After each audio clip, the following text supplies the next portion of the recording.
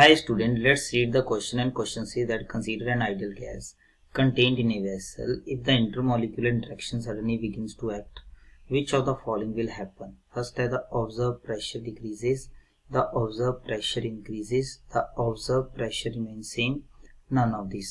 तो यहाँ पे हम बात करते हैं की कंसेप्ट की कि की कंसेप्ट हमारे पास क्या है. What is the key concept? तो की कंसेप्ट यहाँ पे हमें देखना पड़ेगा. की कंसेप्ट हमारे पास है that is pressure exerted by gas. तो देखिए जो प्रेशर एक्सर्टेड बाय गैस है, pressure exerted bye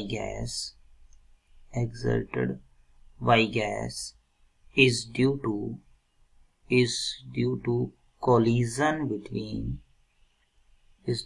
collision between gas molecules on the wall of container. तो वॉल ऑफ कंटेनर के ऊपर जो कोलिजन होता है उसी के कारण प्रेशर आपके पास जो है एग्जर्ट होता है. अब हम क्वेश्चन के ऊपर आते हैं. मान लीजिए ये हमारे पास जो है एक कंटेनर है और कंटेनर में हमारे पास क्या बहुत सारे गैस मॉलिक्यूल्स हैं. तो ये क्या कर रहे हैं, ये आपके पास जो है यहाँ पे क्या कर रहे हैं, they are colliding with container के साथ ये स्ट्राइक कर रहे हैं. लेकिन अगर इनके बीच फोर्सेस ऑफ अट्रैक्शन बढ़ जाती हैं तो अब नंबर ऑफ कोलिजन वो डिक्रीज कर जाएंगे, क्योंकि मॉलिक्यूल एक दूसरे को क्या कर रहे हैं, अट्रैक्ट कर रहे हैं. तो यहाँ पे होगा इफ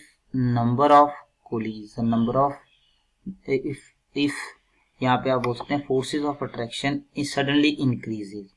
क्या हो रहा है, if forces of attraction suddenly increases.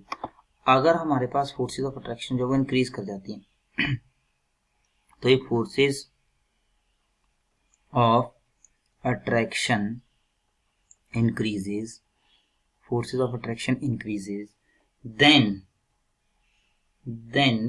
number of collision on the wall of container decreases. Then number of collision on the wall of container decreases. तो प्रेशर क्या होगा, therefore pressure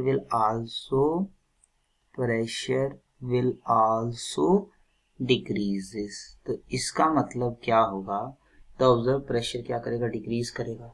so option A will be your right answer. I hope this will clarify your doubt. Thank you.